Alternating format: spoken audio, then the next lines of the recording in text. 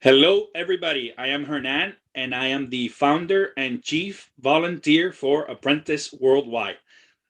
Volunteer because I don't get paid for doing this, by the way.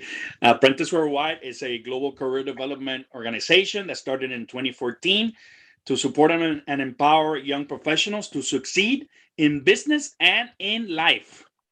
So can I forget the latter part? And although we do everything in our power here to make sure that these people are successful, we do not give up on our team. By the way, we call each other team members because this is a team. No matter where you are, even if you get let go from your jobs, you keep this team until you get tired, right? At the end of the day, Monica, who I'll introduce to you in a little bit, was one of our first mentors at Apprentice, and she's part of my team, right? I've been fired from different places, or I've let go, or I've left places, but she's always been part of my team.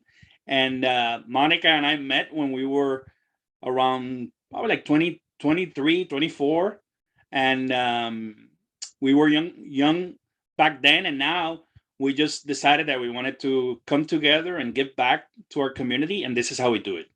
Okay, so this is the mentors, which we have around 300 around the world. They are all people with tremendous backgrounds, top executives, top business owners. But the key difference is no egos. Great people with great hearts that are coming together to help the next generation, and that's how we're here. Okay, so why did we get come together today? So today, this is a breast cancer awareness chat, and this is not the only chat that we're gonna have. Right, we've had one before. Monica and I had one last year, and we'll probably have some others. But today, I wanted to I was telling Monica, what can we do to continue sharing this message with the youth? Because the young people do not think about death or the possibility of death. They're 20, 25. They don't think they're gonna die now, right? uh, but these things are part of our lives, and raising awareness from this young age is important so that you can help your friends and prevent losses in the future. So this is why Monica and I decided to do this. And Monica told me I have the perfect people to bring, which we should talk about that. So in a bit. So Monica, if you want to introduce yourself and then introduce the panelists, that'd be great. Sure, absolutely. So I'm Monica Onasek, for those who do not know me, but I think everybody knows me here by now. And like Renan said, we met when we were working together at Wachovia Bank, a bank that ceased to exist a few years ago. And when we started to get together, we, again, at our young age, we were lost. We didn't know what to do. We were just placed in our positions, and they said, go for it.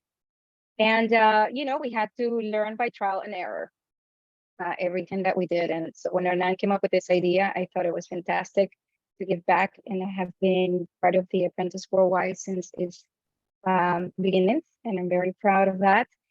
And today, I wanted to bring in a few important people in my life as well. I invited my sister, Maria Ramirez. She is an executive at Disney World. I'll let her introduce herself, but part of also I wanted her to, if she was comfortable, to share her story of survivor and how it changed her life, and what can we do? What are those tips that we need to learn and share with other people to prevent losses, as Hernan said. I also wanted to bring Laura along with me as another panelist. Laura and I are currently working on a leadership program that we started to train 3 months ago. Well, since July. It felt like it was yesterday, but it was since July. And part of this, and Maritza is also one of our tribe members, not team member, we call tribe. Um, but I wanted to bring these two women here with us as well, because we have been working in a very important project, which is that we wanted to leave a legacy for the world after our class had been completed. And we chose to help a foundation in Venezuela called Seno y Viva. It's a foundation that helps a very impoverished area in Venezuela and women without resources. There is, since its inception, I think they started in 2014, if I'm not mistaken. Laura, you can correct me if I'm wrong. They have already helped 10,000 women, and as many of you know, Venezuela, but Venezuela is right now a place with very, very, very few resources. And so when we heard the story of this foundation, because we had several foundations to choose from, what was interesting is that this women doctor that founded this foundation, they were literally self-funded. And we felt that this were the team that needed us this year.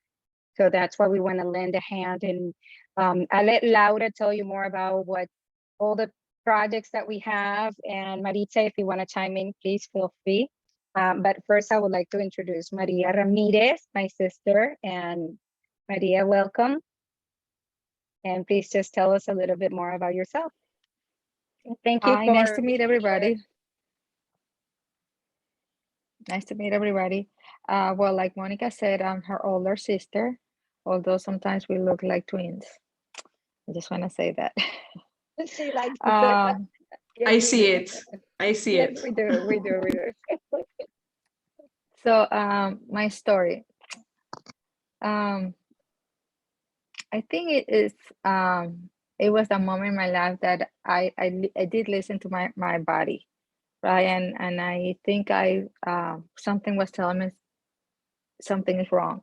So I think I chose to listen. Some people choose to avoid, but I think the most important thing is just listen to your body. Your body is very smart, and it's gonna tell you what it needs you to do. So at that moment, my body was telling me that I needed to go see a doctor. Something was not right. It was not like always. So my age did not allow for the insurance to cover any of the tests that are required. I told the doctor, I don't care. I'll pay it. I'll pay out of pocket. But it was my choice. Some people are not lucky to probably have the decision in their hands to pay for it. So long story short, it took a couple months, about 3 months, for them to give me the final diagnosis. So it is scary because, I mean, that's not something you want to hear, especially when you have 2 young kids. But I think at that moment I just chose not to focus on what I had, but on the chances that I had to come out of it. So I think that was my take. We all are different, and we all approach situations in a different way. So I think there's no right or wrong. It's just at that time in my life, I chose to do it this way. Fast forward, several months, treatments. I think treatments and everything was tough, but I think I was lucky enough to have a great support group around me. Not just my wonderful doctors that were giving me the right path for my treatment. I think also my family was there all the way. Every single treatment, I had somebody by my side, so I never felt alone. And my coworkers, I mean, I think I felt very special during that time. And with a year of treatment, I think I only missed 16 days of work.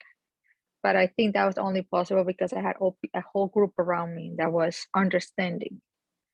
You learn a lot during that period. You know that this is one of the disease that have taken a lot of females, but also males. So I think breast cancer is not just to female. It's just, I think males don't self-diagnose themselves, so they might be afraid. But it's also something that we should bring awareness to. It's not just females or males, sometimes it's kids. So we also have to watch our kids, when we help little, take their baths, just make sure we explain to them that they have to check themselves as well. I was surprised I was the first one in my family. But when I start going through the treatments, there was a lot of people like me. So that helped me not feel alone. And I think that helped overall understand and get the courage to go through this treatments. So everybody's process is completely different. So I think it's just the attitude that you take for it and the approach that you have and trust in your doctors. Trust doesn't mean you're just gonna go there blindly. I mean, you're gonna educate yourself and ask questions, but if you don't feel comfortable, I mean, this is the world of opportunity. So if you don't trust your doctors, I would say just find a different group of doctors because they're the ones that have your life in their hands. So I think that's what helped me the most. I trusted my doctors. I trusted the treatment. I had great support system, and I never gave up. I mean, it's not easy. 6 years fast forward, I'm here. It seems like it was a movie, but when you're living it through, it's really it's just really hard. I mean, it's not gonna. I'm not gonna sugarcoat it. It's not easy, but doesn't mean it's not something to be scared of because I think a lot of people are scared of. And at that time, I was more scared of not being for my kids or my family than going through all these treatments. But like I said, this is not a disease or illness that just takes females. I mean, I think we just have to build the courage. And this is something that could happen to anybody at any age, any race, any sex. So we just have to be more educated, bring more people along this education with us. Since I went through my process, I've decided that every year I go rain, thunder, whatever I can, I go to my walks to bring awareness. I think sometimes people are afraid to ask, but bringing awareness to the people around you is the first step for a greater, world. I think you don't have to, this is a great platform to outreach more people, but if you can at least take care of your family members, first step, that's the most important. Make sure your kids, your mom, your grandparents, all your females in your house are aware of that. Sometimes it's just you forget, but once a year you should always make your self go check out your your whole body, not just your breast, your whole body. And I think after a certain age, doctors are allowing you to do certain tests and exams, but every month you just have to be just self-test in the shower. I think it's just super important knowing your body because the body talks to you, believe it or not. Just Maria, be quiet. Yeah. and I remember when I was going with you in treatments, there were women that were very young. There were women in their 30s, women in their 20s that were with you receiving treatment or in one. And I mention it because I remember the girl that was married to my old high school friend. She was with 2 kids in her early 30s, and she had a radical diagnosis as well. So it's not only age, correct? Yeah, like I said, it could happen to anybody. Nobody is exempt. We just have to, be aware and just, don't be afraid of what they're gonna tell you. Because, like I said, you get afraid, then you don't go, and then it gets worse.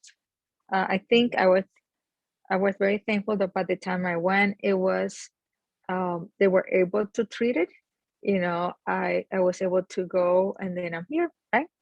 My oldest son just graduated college, which it was one of my goals, and now I have my little one in his middle school, which that's my next goal. I mean, I want to make sure that they all achieve their dreams. But I I'm gonna think take a moment to brag. My nephew just graduated from Harvard School and from computer science, and he got an amazing job offer. So I could not, when that happened, I couldn't have imagined or envisioned Maria not being there because she was pillar, and I am a witness that I knew her battle was beyond herself, it was her family, her kids, her need, and her not need but desire to be there for them and for everyone, for us, for me, for my mom. So thank you, Maria, for that amazing work that you do. And her children are exceptional for having an exceptional mother as well. I think Melissa has a question. Is that correct, Melissa? Yes, because Monica, you said something that I think is super important, which is that they're telling us, like doctors and stuff, to 45, only at older than 45 to go get an exam, a mammogram, basically, is that time. And then there's also, I know somebody who went through the situation, and she had an exam done for her daughter to make sure, I think it's a BRCA, what is the name of the gene? BRCA. BRCA? Maria? Mhm. Yeah, so I just wanted you to share like what are the ways, and also you mentioned something very important is like you listened to your body, and I'm very curious to understand like what was your body telling you? Where did you start feeling that specifically? I'm very, so we can be aware. So, we all use bras, right? I have never wire bra, right? But you always use them depending on the situation. I start feeling like in these sections on the right side, on the sides of my body, even after I took my bra off, it was just tender, sore. So I'm like, okay, this is not the time of my month to have that. But I kept watching it. So I waited the next month, so it's still there.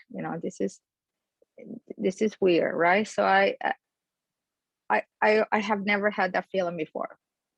It felt like somebody had punched me in there, but I know nobody had punched me in there, and I felt like it was always swollen. And it got worse around the time of my period when my hormones were going crazy, right? So that was really odd. So I went to my doctor, and I explained to her, my OBGYN, I explained to her that I had that sensation and I just didn't like it. So she did the exam and said, I'm going to have you do a mammogram, but because of your age, insurance is not going to cover. I said, that's okay. I mean, no problem. I'll just, I want to know, oh, if you wait 6 months, your insurance. I say, nope, I don't need to wait. I can do it right now. So anyways, Yeah. Maria was I under did it. 40 at the time, so the insurance was not gonna cover that Right. part. Or like you said, 45. Yeah. She was under 40. Wow. Mhm. It's So amazing. we went in there, they did all of that, and the doctor, long story short, the doctor said, it's really hard sometimes explaining to the women around you that you have to listen to your body, because you were very lucky that because of you acted quick enough, the tumor was not big, right? So the stage of the tumor was, it was 2. It was aggressive. So if I would have waited 6 months, it would have been probably a different picture. So still doesn't make it any less difficult, but it was really hard because, and at the time, one of the things my doctor said when he was getting ready to set up the treatment, and he looked at me and said, I'm sorry. And I said, you're sorry for what? I said, you had a beautiful hair and you're going to lose it. I said, okay, it's just her, right? So Monica was there in that appointment, and it's really hard, but just when they tell you that you have 90% chance of survival if you do the treatment, I mean, you choose, right? You choose hair, you choose survival. So I enjoy my hair. I decided to donate it before it fell, so I cut it and donated it. And I went with one of my friends at work that she usually use hair pieces, and she got me a wig. So I got a haircut before I lost my hair, and I got a wig to match that haircut. So I work in a place where 400 out of 400, maybe 350 are males. 4 or 5 months into the treatment, no hair, just wearing my hairpiece. And guys were like, oh, I love your hair. They never noticed that I lost my hair. So it did the trick. So funny because I would thought he was going to say, I'm so sorry that I didn't tell you to get the mammogram, like, right? Not the hair thing. That was the response, right? Amazing that you What? experienced. Well, the doctor that said that wasn't my breast specialist, because you see different doctors. You see Oh, the OBG for the first exam, and then you see the breast specialist, and then this was my The oncologist. Jesus, oncologist. Yes. So Mhm. he was super nice, but he looked at me. He looked at me so young. He said, "Oh, I'm so sorry." And I asked him, "Why are you so sorry?" He said, "You're gonna lose your hair." I said, "I don't care. Hair grows, right?" And he said, "Yeah, it grows, but it could change." I said, "Okay, that's fine." So in my mind, I was dreaming maybe I'll get a red hair, because I always wanted red hair. Because they tell you it could come any color, could be white, red, blue, so any color. So I'm like, I was hoping for red hair. I didn't get red, but at least I got my black back. Thank you for sharing that. There's such a It's stigma beautiful. to the whole, hair or not thing. And I think that a lot of women in particularly do not, like, they just keep going. Like, there's evidence for this, that even if they feel sick or whatnot, they will just keep going because they feel like obligated and they have to. And I wouldn't have ever thought of that, specifically. So thank you for sharing that. Really appreciate it. I'm sure it will help a lot of other young women in the process. Well, you talk about young women. I did want to bring Carolina, who had breast cancer earlier. And Carolina shared that with me. And I don't know if you want to share, Carolina, your story. Hi, everybody. Yeah, my name is Carolina Obregon. I'm Hernan friends since a year ago. And yeah, I was diagnosed breast cancer when I was 21 in Colombia. It was kind of a very different situation of what Maria went through. I was very young. I was in my last year of dentist.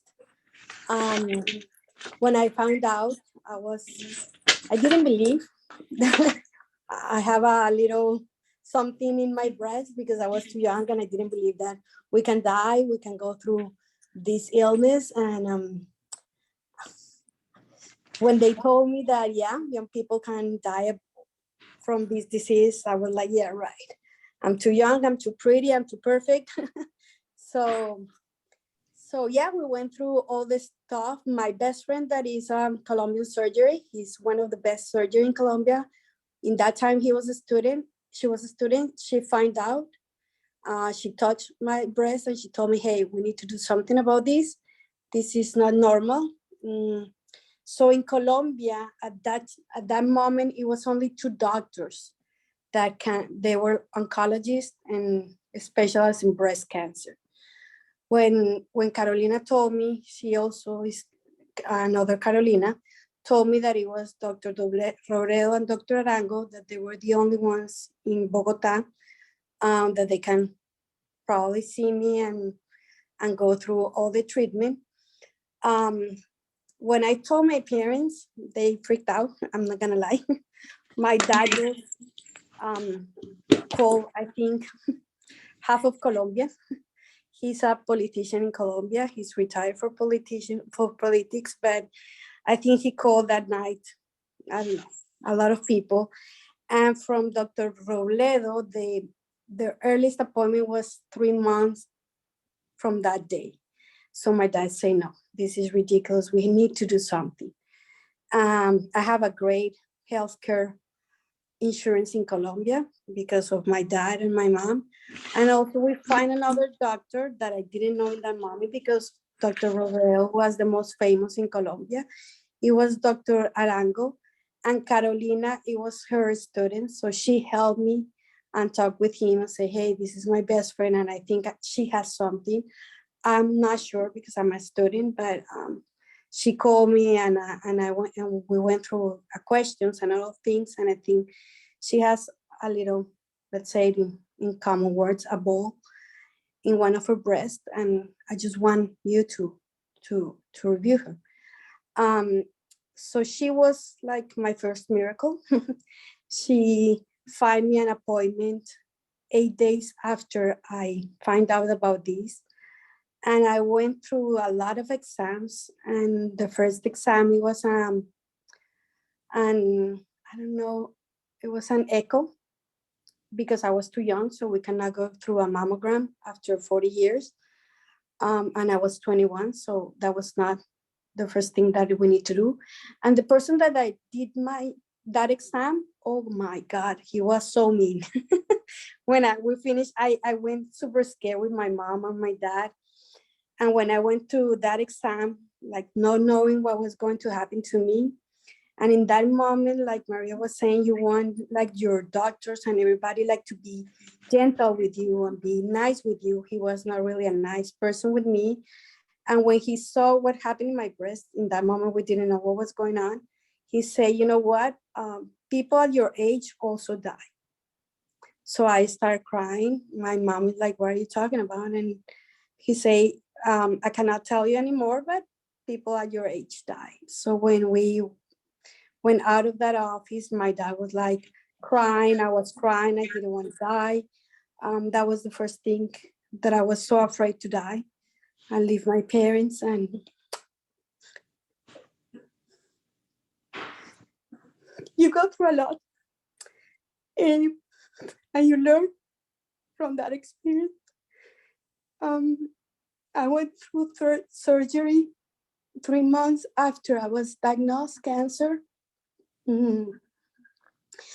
And until today, Dr. Arango says that my experience was totally different of a lot of girls going through the same thing. First, because I'm Catholic and I believe a lot in Virgin. And I think my cancer was a miracle. And the second thing was that before I went to surgery, my dad came to talk to him. And of course, Hernan understands this because he has 2 girls. He told him, I'm gonna give you my princess, my life. And this girl is only 21. Please try to save that breast because she's only 21. And second, I want her alive. When we finished the surgery and I wake up and my mom was next to my bed, the only thing that I asked her is like, if I lost all my breast. And my mom said, no. We will talk later about that, but it was a miracle with you. And then Dr. Arango came and explained to me that it was a miracle that my tumor stopped. We didn't understand why, because when the last time that he reviewed all the labs and everything, it was like a lemon and it was supposed to grow until it was gonna be like an orange. But my mom and me, we prayed so much that I don't know what happened, but it stopped and it didn't grow as fast as we thought. The surgery was not that complicated. I lost only the nipple, and I was the first patient in Colombia that hospital in Medellin transplant a nipple from somebody that died, and it was a nipple super similar of my other nipple. So I'm always be grateful for the family that I have, because of course, like Maria was saying, you need money for this, you need support for your insurance. That for my insurance, for example, that part of the second part of my surgery about the nipple, they say that it was cosmetic, so that we need to pay it for our pocket. And as you can understand, I was 21, so of course, and any parent will say, hey, let's go for that. You're too young for that. Another thing that I learned through all the process of the treatment and everything, it was like, you have to love your body, respect your body, love cancer, understand cancer, and thanks cancer for all the stages that you go. At the beginning, you're super afraid of that word, but then it becomes like your friend. And I always say like that, it becomes like your friend. And you have to tell that it's not gonna beat you, that you're gonna beat him, instead of that you're not gonna die. I went through chemo also, I went to radio also, I went to a lot of things, but I went to, because I don't know what happened, but I did I don't know the name in English, but let's say that my scars are really like thick and it was supposed to be thin. So I went to cosmetic surgery also Yeah. for that because It's of called my. in English is keloid. Oh, keloid. thank you so much. Thank you so much, Keloid. Monica. So I went through a lot of surgeries. Mhm. Also in that time also I meet a lot of kids, a lot of men. It was a young man also that went through with me for the same thing. So like your sister was saying, men can go through all these things and Yeah. sometimes more painful than us because they really don't have breast. So when they go through a mammogram and all those things, it hurts so much. So they need to understand that also it can be for men, also it can be for kids, and it can be for young people. So Hernan invited me here, like for that, to tell young people that these can happen at early ages, not really in our menopause stage or in our 35. No, that's not true. I went through at my age of 21. Thanks God I survived. Thanks God I have the family that I have. Thanks God I have the faith that I have. I'm always gonna be so grateful of Guadalupe because I think she was with me in all the stages. And now I can talk about this. I help a lot of people in Colombia. I help Liga del Cáncer in Bogota. I go and talk with them. And one thing that I promise with my family is every time that we know that a kid is cancer free, we make them a party at the hospital. So I'm not in Colombia, I live in Miami, but my mom used to go and is still going. And we buy ice cream and we buy cake and we buy gifts and we help the families and everything. And we make a huge, huge party for them with the nurses and the doctors, because I think we need to make a party because we're survivors, because we went through a lot of things, and because we can tell our story so people can be aware of this illness and that you can fight the illness too. You just have to believe that you can, no matter what. Thank you so Thank much, you. Carolina. Thank you. Monica, so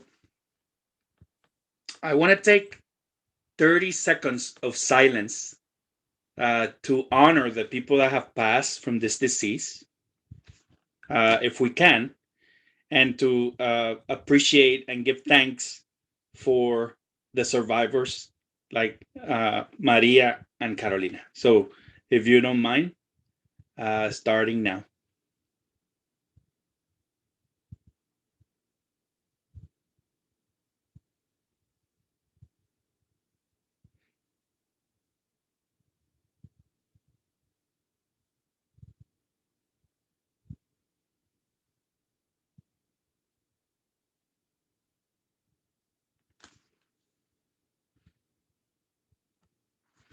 Thank you, and thank you, Lord, for bringing these women to my life.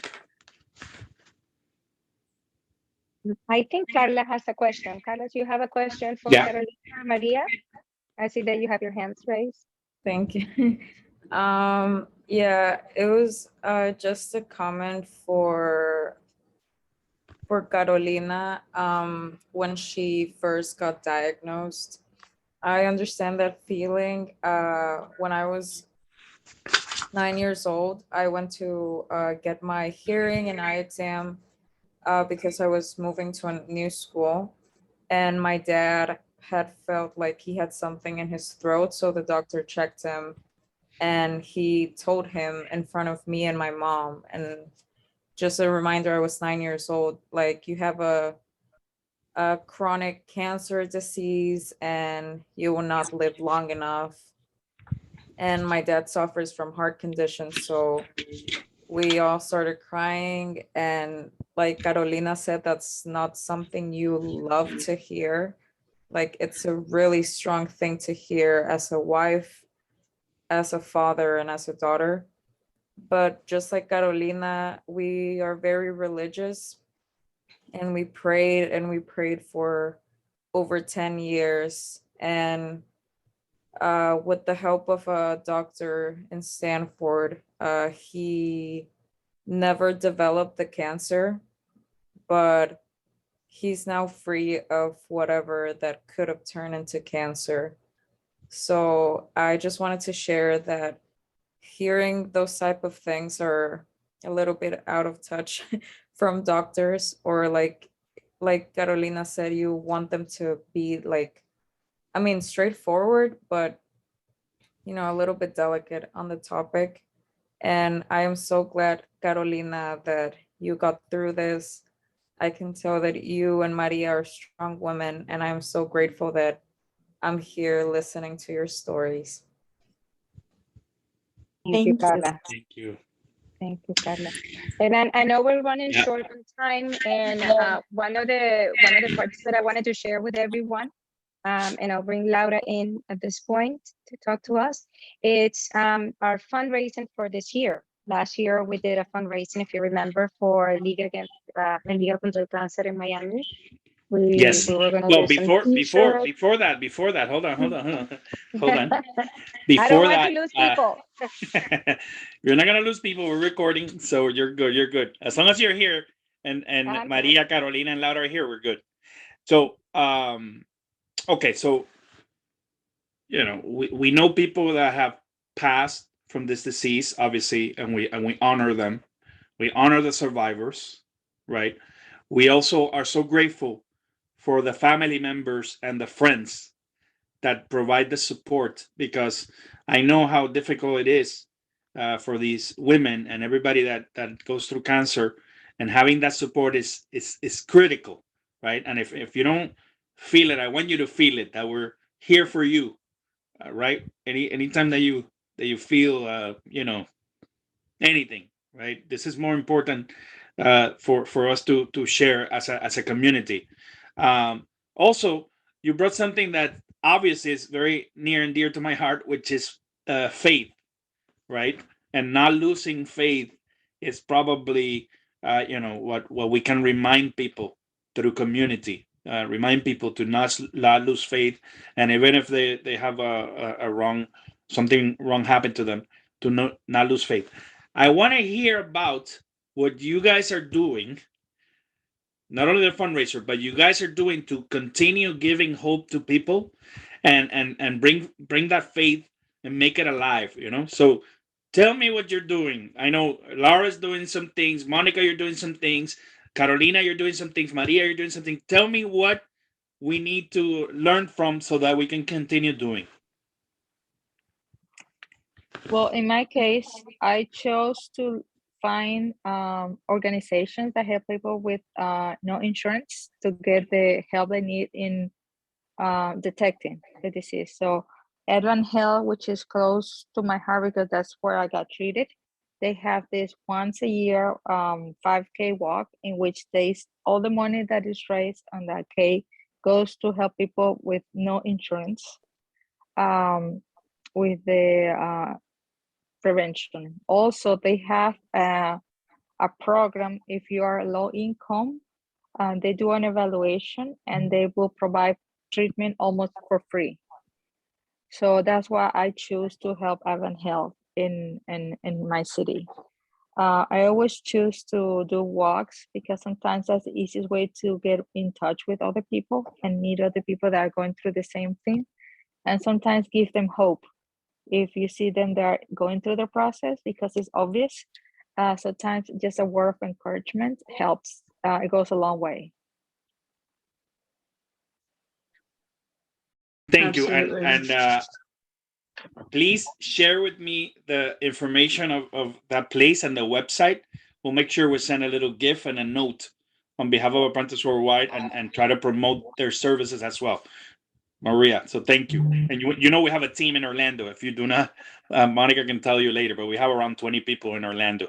So, and I'm going to be there in a few weeks. So we can even go, in person.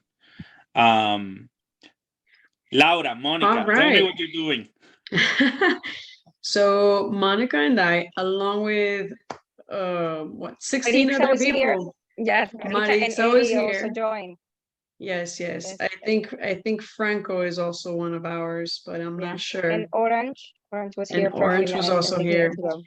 So we But go ahead. have, yeah, we have our tribe, right? Oh, look, Franco, that's one of ours too. So we have our tribe, like you guys, Apprentice Worldwide. I believe that's a tribe. Tribe is family, tribe is community. So we also have that community along with 14 other souls that are working together for a very impoverished community in Venezuela. The foundation is called Seno Vida. They're located in Táchira, San Cristobal to be precise. They're right on the borderline with Colombia. The resources are minimal. The humanitarian crisis in Venezuela is at least for the people that don't have the means of income. It's a very terrible situation for people who get diagnosed with this disease. Unfortunately, what costs for us a certain amount, for them it's double, triple, because it's really difficult to find medicine and supplies. And so right now what we're doing is we're creating this legacy, and it's something that hopefully it will last for Seno Vida for many years to come. And among those things, it's a mammogram, it's an x-ray machine. I mean, as we all know, and I haven't lived through it because we don't face our mortality as often as we should, until you're in that position. First diagnosis is the most important. So the x-ray for them is our main thing. Right now they've Yeah, I found. think when we spoke to them, one of the things that they mentioned to us is the early, like you said, early diagnosis is key, and that's what's most expensive for women in Venezuela. So right now, one of the number one causes for death for women, obviously not accounted because they don't keep records, medical records that well in Venezuela, it's actually breast cancer. And it was sad to hear, and a lot of these women already, when they went to the doctor, it was too late. So what we're trying to do with this sonogram machine that we want to donate, it's to have a mobile clinic for this foundation, and they can do early diagnosis. Well, it's not really a mobile clinic, but it's to have a where for women they can attend and have this early diagnosis exams done. I mean, the idea is for them to also have a little bit of sustainability. So they'll be taking donations also from women that can donate over there to help out other women. Right now, they have approximately around 300 women that they're treating at no cost. So our goal is to help these women who they're currently treating and give this sonogram to the foundation so that they can continue that service. Because this doctor, like Monica said at the beginning, she started this along with her cousin. She was at a very reputable hospital in Venezuela, and then she just decided to quit and to follow that path of helping her community out. And there was two people who founded this, and they've helped thousands. So it's a big footprint that they're making, and we're just trying to add to that footprint. So right now we're raising funds for them. We have a couple of things that we were doing, a couple of events. Right now we're just trying to reach out to people to donate at least one kit. It's an $80 value, so it's not an expensive thing, but it has around 15 things that they need, along with medical supplies for their surgeries, which is kind of it's almost unachievable there, because people what they make in a month, you will never be able to afford that. So Like they mentioned to us, it's really more than unachievable, it's required. For you to go to a hospital in Venezuela to get any sort of treatment, you have to bring in every single item that the doctor is going to treat you with. And I'm talking about gauze, alcohol, just pretty much in cotton, anything that you think that we don't think about it here. They have to have it. They have to be here. The saline solutions, the sedative, the medicine, the masks, everything that the doctor will need to use for that particular treatment has to be provided by the patient. So part of what we want to do is to create these kits, these surgical and patient care kits, to where Seno y Vida can provide it to a woman in need and say, here you go, please go get treatment. We can help you. We can lend a hand. Yeah. Thank you for this opportunity, and $80 helps a life out. So that's basically what we're going after at this point. Excellent. Well, it's in part of good news, Laura. We can say that we have already achieved the sonogram machine, the ecographo. We were able to fundraise sufficient funds up to this point to buy the equipment, but we're still to complete our goal that we want to have these kits to help these 200 women that are diagnosed already that need the help. We need that additional and the additional funding to be able to complete our goal. So we're there. We just need to go the extra mile to help all these women in Venezuela. It's all about the extra mile. Mhm. So extra mile is what we got from Nalisa today. She was able to secure the sponsor for our event, the 26th. So we no longer are going to need funding for our food. Guess what the money is going towards now? Your campaign. So we will transfer our activity to yours, number one. And number two, we have to now invite you guys to go to the event and also provide support. So the 20, I think we were charging $20. We might we're going to all transfer it all to this campaign. Okay. Thank you so much. And Oh then, my God. Thank you and so whoever, much. no, thank Nalisa, because she was able to Thank you, secure a food for us. We were doing it for the food, and now what goes around comes around. So that the money that we raised that day is gonna be for that cause. Just make sure that you guys attend and celebrate with us. Okay. We have 20 more coming, so you can count with 20 of us. Excellent. The Center for Social Change is where we're holding this event, which is our partner as well for Apprentice Worldwide, and they're supporting us in our next wave of professional activities. So again, I think you pretty much can notice that what we do is provide the network and provide also the big hearts of people to be able to allow for everybody to successfully achieve their dreams. And again, that's why we don't charge any money. We don't make money. We don't need money. What we need is people with big hearts to help. And Nalisa used to have a non-for-profit as well, and she was with inner city youth. Those people need the money. The breast cancer treatment needs money, right? We don't need money. We need big hearts to help, and we need leaders to come up with ideas to help. That's what we need. All right. And we have a lot of those here. And by the way, Stephanie, who's our marketing head, Stephanie, make sure that we promote this. Okay. And Carla in our social media. So let's see what we can collect within the next 10 days, because our meeting is the 26th. Okay. And then I do not want to forget the men, right? And you mentioned men, because we have a testicular cancer survivor. And this is Andy Rodriguez, who's part of our team. He is now a internal medicine doctor and the chief resident. He was the chief resident for Baptist. For Jackson. And he is a testicular cancer survivor.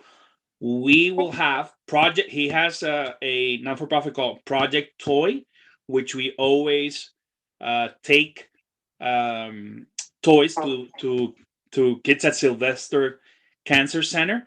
And now we're going to go with Carolina and make sure that we celebrate every time. We're going to make that connection. So you see, Carolina, how this is all connected, and Monica has Liga contra el Cáncer here. She knows the people here. So, you know, our work will continue based on, you know, who we have here. So I want to bring that Andy, which I prayed for a lot when he had testicular cancer, John Rodriguez, who's his dad was one of my mentors and one of my best friends. Yeah. So I can only give back, you know, in that way. So I don't want to keep everybody because everybody has things, but Maria, Carolina, anything else we can do for you? No, thank you for this. This was one of my first experience talking about my cancer here in the United States. Really. So thank you for inviting me, and everything that I can do, I'm willing to. Thank you. For sharing, Carolina. Thank you for being so candid. I think for me, just thank you for extending the help for those people that need it. I think in the case of Carolina, myself, we were very blessed to be able to somehow to support ourselves through this moment, but there are people that go through them by themselves. And I think, you know, it's awesome what you all are doing to do that. And like I said, I'm going to thank them on their behalf. I'm going to thank you all for taking the moment to do that. We all have different battles and we all fight those battles in a different way. But I think you guys are taking the front end of this battle against the breast cancer is very is a very amazing, you know, step. So I and Carolina, thank you guys for doing this brave labor, because it is really hard to be a survivor and feel like you're alone. But I think with all of your help, I think there will be less people not surviving it. So there will be more survivors here. So I just want to say, ladies, you are the front end. There wouldn't be a reason for this without you. So thank you for being here. Thank you. And what's the Carolina beat me to the punch? I mean, not Carolina, Analisa. Where can we donate at their GoFundMe? Yes, so we have a GoFundMe. I'll put it on the chat, or Laura, if you have it in front of you. It's actually the foundation. We have a foundation that we're doing everything through. Like in Venezuela, it's a little bit harder to send the funds, so we have to do it through a foundation through here.